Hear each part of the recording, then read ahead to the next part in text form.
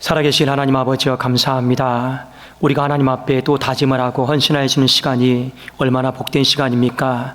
혹여 잘못된 길로 가고 있다라면 다시 한번 이것이 우리 인생의 터닝 포인트가 되어서 하나님이 원하시는 그 길로 먼저 그의 나라와 의를 구하는 복된 직분자로 살아가기에 부족함이 없게 하여 주시옵소서.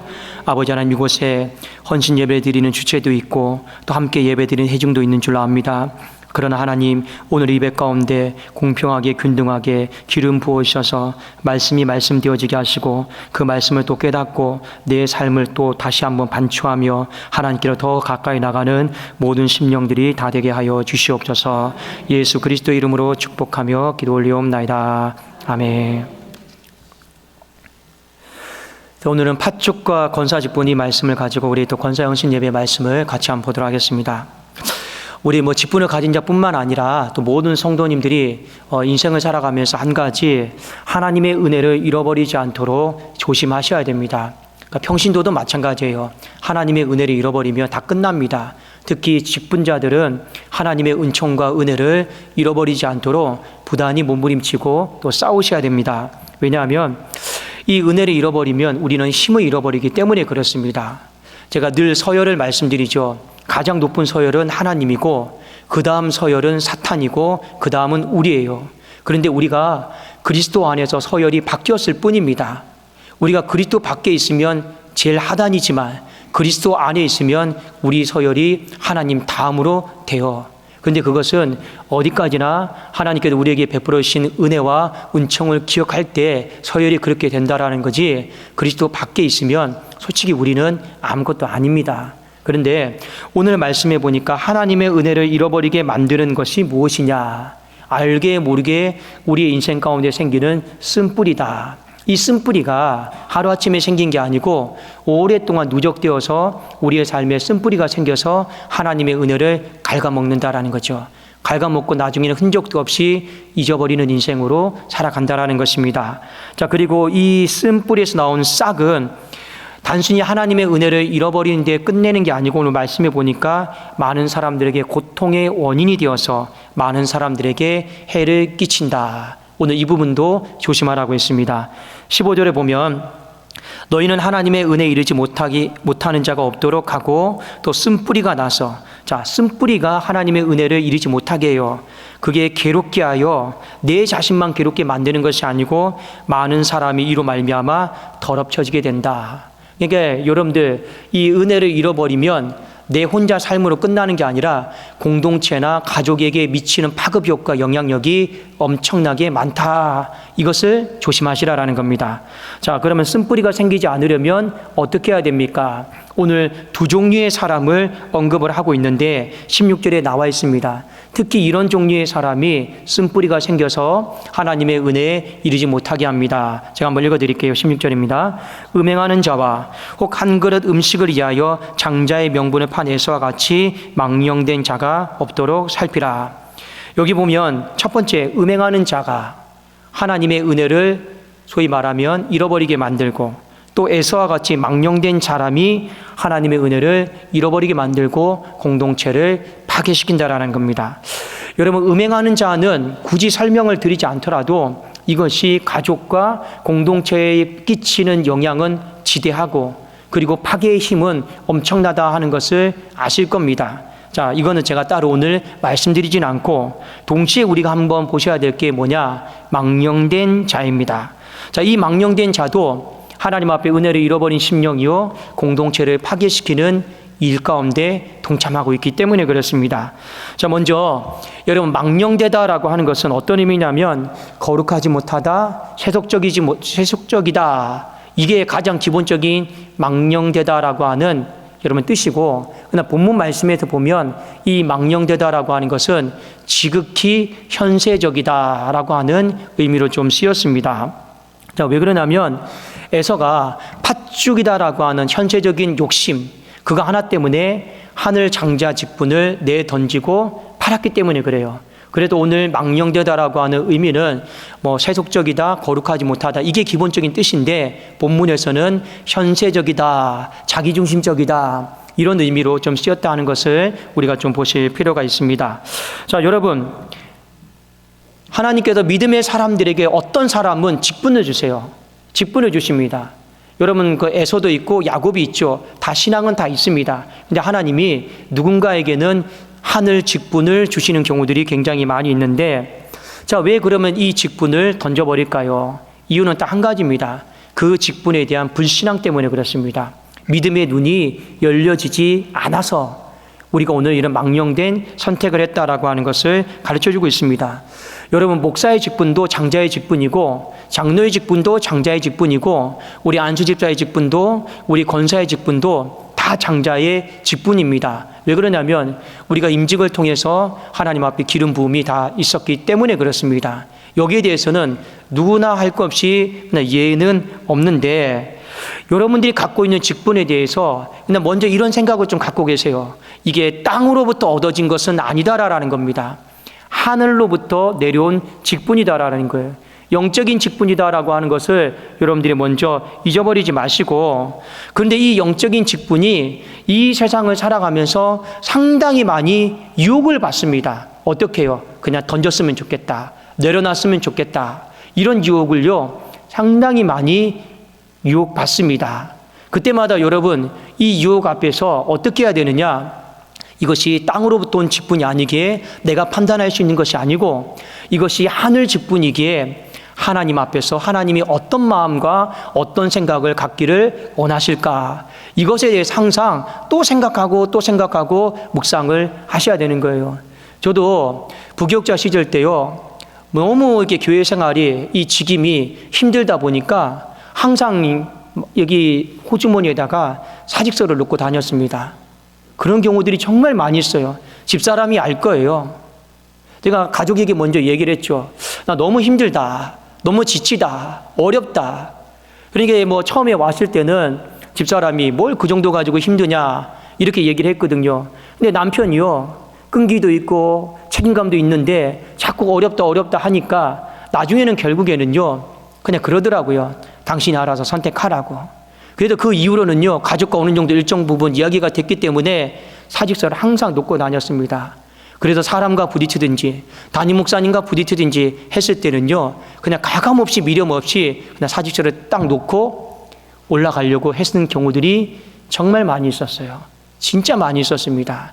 그런데 꺼내지는 못했어요. 왜 그러냐?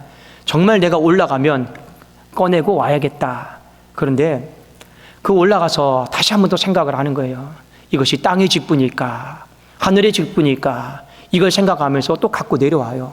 근데 인생이 찢어버리면 되는데 또 어떻게 합니까? 갖고 있어요. 나중에 또 한 번 일 생겨봐, 진짜 사직서 낸다. 그리고 안 찢어요. 그 제가 보니까 제가 부목사를 할 때도요, 제가 그 교회에서 독산동교회로 넘어오는 날까지 사직서를 제 가슴에 갖고 있더라고요. 그렇게 여러분 미련이 많습니다. 사직에 대해서. 왜요? 그만큼 여러분 인생이 유혹을 받는다라는 겁니다. 그런데 이 유혹에 넘어지지 마라. 오늘 이 에서의 파축 사건을 통해서 우리에게 가르쳐주고 있는데, 나중에 이 장자의 명분이 얼마나 큰 축복이었는가를 깨닫는 날이 오게 될 거라는 거예요. 땅을 치며 후회하는 날이 오게 될 거다라는 겁니다. 자, 히브리서 12장 17절에 보면, 너희가 아는 바와 같이 그가 그 후에 축복을 이어받으려고 눈물을 흘리며 구하되 버림받아 되어 회개할 기회를 얻지 못하였다.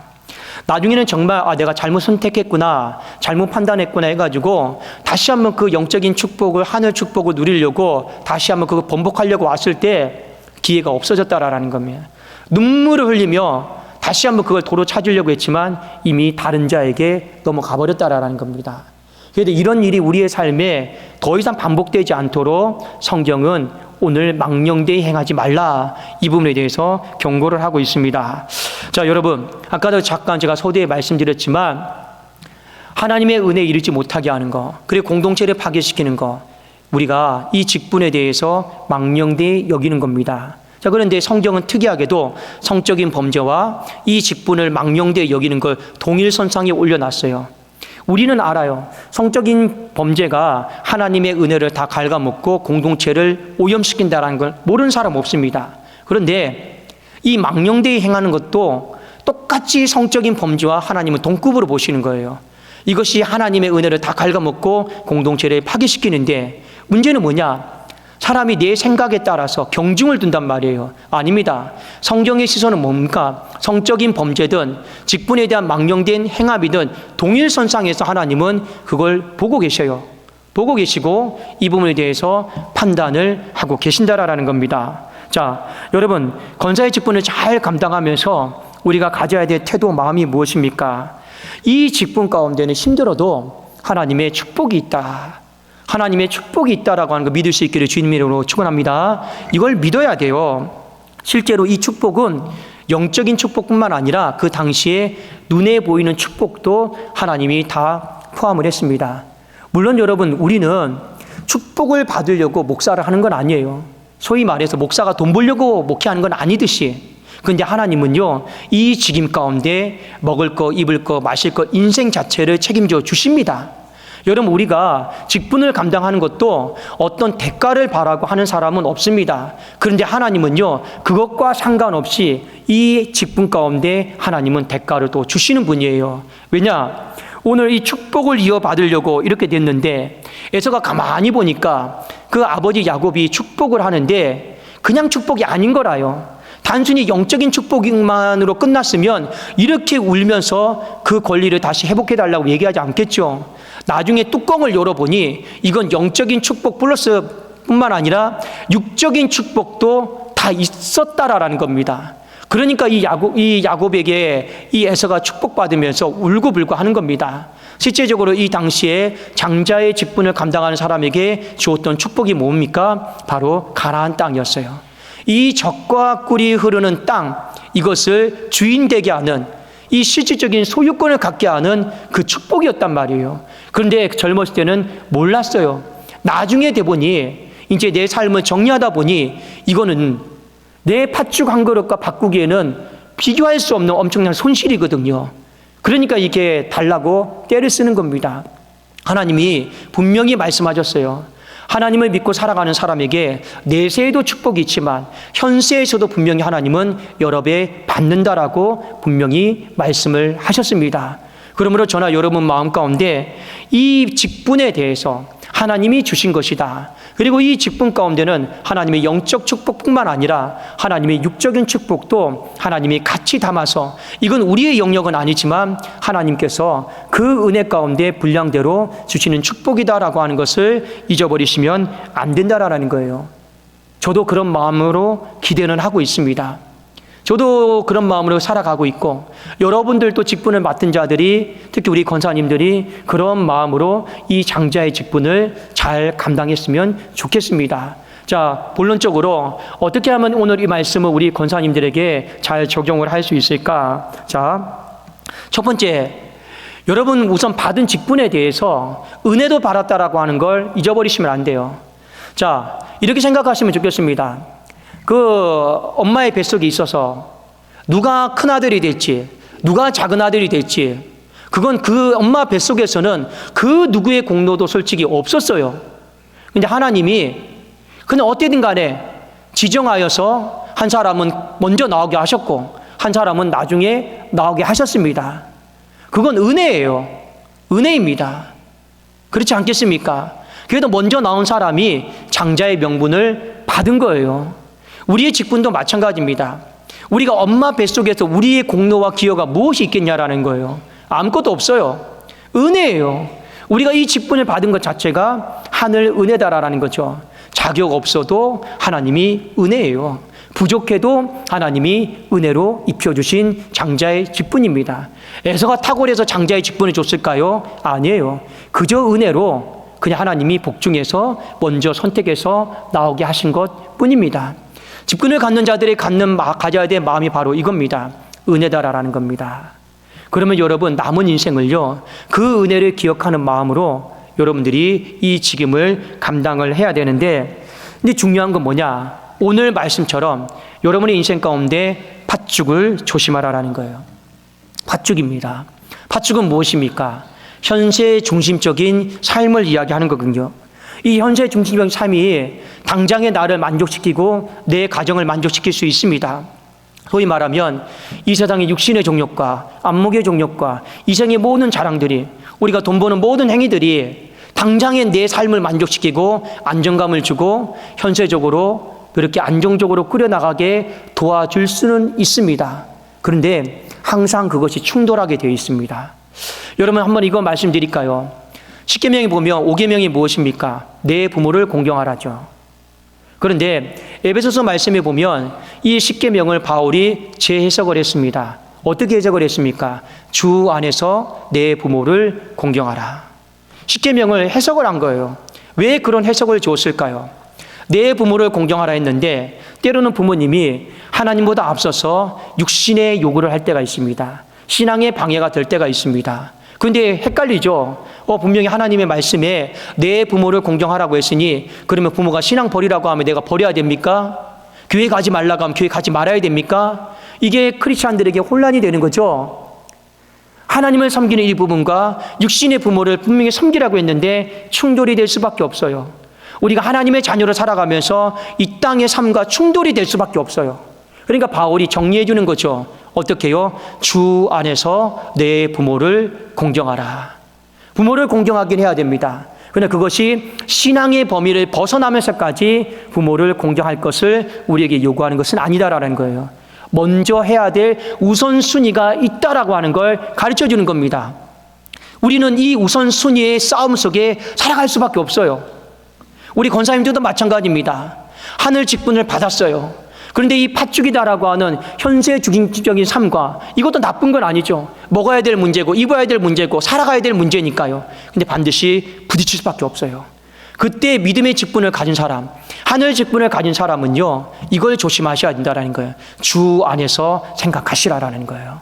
주 안에서 생각을 하시면서 내가 팥죽에 눈을 들여야 될 것인가, 아니면 장자의 직분에 눈을 들여야 될 것인가, 어디에 내가 먼저 내 마음을 쏟아야 될 것인가, 그걸요 영적으로 판단하고 분별을 하셔야 돼요.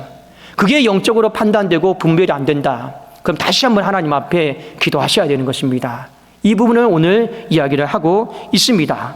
자, 그런데 조금 더 구체적으로 제가 말씀을 드리겠습니다.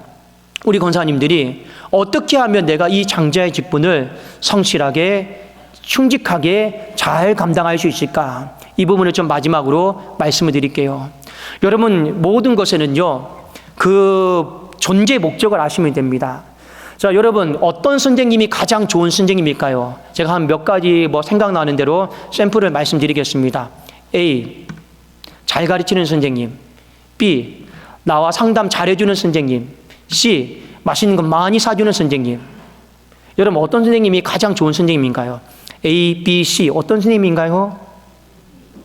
잘 가르쳐주는 선생님. 근데 먹을 건 아무것도 안 사주고 상담도 안 해주고 하나밖에 얘만 듭시다. B 어떤 선생님인가요?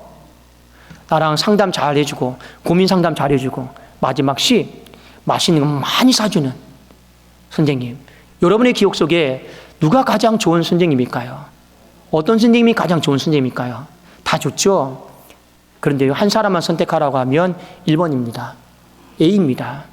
왜요? 선생은요 본질이 가르치는 자예요. 가르치는 것만 잘하면 돼요. 상담하고 여러분 맛있는 거 사주는 거는 비본질적인 거예요. 본질과 비본질로 나누면 본질의 측면에서 가장 잘하는 선생님은 A입니다. A예요. 목사도 한번 나눠볼까요? 어떤 목사가 여러분들에게 좋은 목사일까요? 여러분이 생각하는 목자상을 여러분이 어떤 목사가 좋은 목사냐? A, 설교 잘하는 목사. B, 신방 잘하는 목사. C, 나에게 따뜻하게 해주는 목사. D, 기도 잘하는 목사. 어떤 목사가 여러분 본질에 가장 가까울까요? 어떤 목사가 가장 본질에 많이 가까울까요? 제가 A, B, C, D를 적어놨습니다. 한 가지 빠진 게 있죠. 진짜 본질은 뭐냐? 영혼 구원에 힘쓰는 목사입니다. 이게 진짜 목사죠. 말씀을 통해서, 기도를 통해서 영혼 구원에 힘쓰는 목사. 그 목사가 조금은 투박해도 부족해도 본질의 측면에서 봤을 때는 하나님 보시기에는요 가장 훌륭한 목자인 것입니다. 자, 그러면 권사는 뭘까요? 권사는요 그 직임의 의미를 아셔야 됩니다. 다른 건 다 못해도 괜찮습니다. 요건 잘 아셔야 돼요. 자, 우리 한번 고린도후서 9장 20절 말씀 같이 한번 띄워주시겠습니다. 고린도후서 9장 20절입니다. 자, 제가 한번 읽어드리겠습니다. 그러므로 우리가 그리스도를 대신하여 사신이 되어 하나님이 우리를 통하여 너희를 권면하시는 것과 같이 그리스도를 대신하여 간청하노니 너희는 하나님과 화목하라. 권사의 여러분, 본질은 뭐냐? 권하는 자입니다. 무엇에 대해 권하는 자이냐? 하나님과 화목하십시오. 하나님과 화목하십시오. 사신이 되어서 권면하는 자가 권사의 직분의 본질입니다. 그 역할을 잘해야 되는데, 그런데 권면이요, 절대 말로 되는 게 권면이 아닙니다. 권면에는 힘이 있어야 돼요. 그래서 성경에 보면 권면과 항상 같이 따라오는 단어가 뭐냐? 권위입니다. 권위 있는 권면을 할 수 있는 권사가 되셔야 돼요. 자, 제가 한 구절 더 읽어드릴게요. 디도서 2장 15절에 보면 이 말씀 잘 기억하십시오. 너희는 이것을 말하고 권면하며, 자, 권면이 나오죠. 그 다음에 뭐가 나오냐면 모든 권위로 책망하여 누구에게든지 업신여김을 받지 말라. 결국에 권면하는 사람은 권위 있는 권면자가 되어야 된다 하는 것을 일깨워주고 있습니다. 여러분, 권위다라고 하는 건 어떤 의미입니까? 상대방이 나를 가볍게 여기지 않는 거예요. 그걸 권위라고 합니다. 그런데 내 말이 하나님과 화목하십시오, 그렇게 살지 않으면 망합니다, 죽습니다, 이 말을 상대방이 하나님의 말인 줄 알고 가볍게 여기지 않는 것이 권위 있는 권면이다라는 거예요. 그런데 이 권위는 어떻게 생기느냐? 내가 말빨이 세면 권위가 생기느냐? 경험이 많으면 권위가 생기느냐? 절대로 그렇지 않습니다. 권위는요, 기도하는 데에서 생기기 마련입니다. 여러분, 설교자의 권위, 말씀을 아무리 해석하고 본문을 잘 분석하고 스피치가 좋아도 이런 설교 있어요. 그 설교가 귀에 안 꽂히는 설교가 있어요. 땅에 다 떨어지는 설교가 있어요. 그리고 그 힘은 뭐냐? 결국에는 그 설교자가 얼마나 하나님 앞에서 무릎을 꿇고 기도하면서 살았느냐, 이것이요 설교의 권위입니다. 근데 많은 사람들이 권면은 해요, 설교는 해요. 근데 귀에 안 꽂히죠. 이 사람이 변화되지가 않죠. 왜요? 권위가 없으니까요. 그 권위가 없는 이유는 무엇입니까? 바로 기도하지 않기 때문에 그렇습니다. 기도하지 않기 때문에 그러는 거예요. 그래서 오늘 우리 권사님들이 이 장자의 직분을 잘 감당하기 위해서는 내 본질이 뭐냐? 나는 하나님과 화목하도록 권면하는 자입니다. 근데 하나님은 이 부분에 있어서 권위 있는 권면자가 되기를 원하는 거예요. 설교자는 설교를 통해서 그렇게 영혼을 살리는 거고, 권사님들은 그 권위 있는 권면을 통해서 여러분들에게 맡겨진 직분 가운데 영혼들을 살리는 것입니다. 이것이 본질이에요. 이 본질에서 벗어나면 서로 돌아보면서 우리 같이 기도하자, 같이 기도하자, 또 기도하자, 서로 우리 권사에서 서로가 책임을 지고 이 부분의 힘을 모아 가셔야 되는 거예요. 그런데 권위는 다 떨어졌어요. 권면도 안 해요. 자꾸만 그 회에서 이 얘기만 하시면 안 되는 거죠. 예를 들어서 우리 팥죽 먹으러 가자, 우리 팥죽 먹으러 가자, 우리 놀러 가자, 우리 팥죽 먹으러 가자, 팥죽 얘기만 나오면 안 된다라는 거예요. 진짜 중요한 건 뭡니까? 우리 장자의 직분을 잘 감당하기 위해서, 권위 있는 권면자가 되기 위해서 우리 기도하자, 또 기도하자, 기도하자, 이 부분을요 놓고 서로가 돌아보면서 힘을 모아야 된다라는 거예요. 사랑하는 여러분, 하나님은 여러분의 이 장자의 직분이 껍데기뿐인 장자의 직분이 되기를 원치 않습니다. 목사도 마찬가지입니다. 그냥 껍데기뿐인 목사가 될 수가 있어요. 그러면 불쌍한 인생이죠. 여러분의 그 겉면이 내실이 있기를 원합니다. 권위가 있기를 원합니다. 우리 기도할 수 있는 권사님이 다 되기를 주님의 이름으로 축원합니다. 그러려면 여러분 어떻게 해야 됩니까? 다시 한번 나를 은혜로 부르셔서 하나님이 이 장자의 직분을 주신 목적이 무엇인가? 껍데기는 절대 축복을 못 받습니다. 그릇이 없으니까요.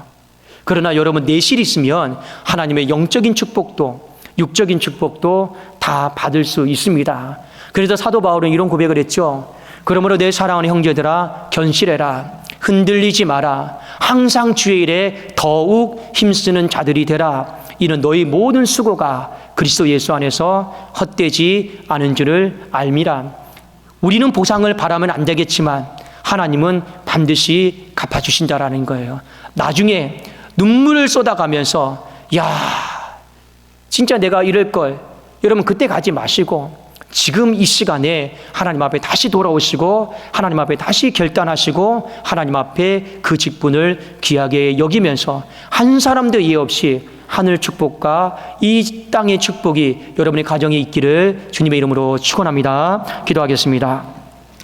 살아계신 하나님 아버지여, 감사합니다. 모든 심령들 안에 하나님이여 그 직임과 그 성도의 사명이 잘 회복되어지게 하시되, 특별히 우리 권사님들에게 장자의 권위가 있고 권면의 능력이 있는 권사님들이 다 될 수 있도록 축복하여 주시옵소서. 축복을 이어받으려고 합니다. 끊어지지 않도록 권사회를 축복하여 주시옵소서. 예수 그리스도의 이름으로 축복하며 기도 올리옵나이다. 아멘.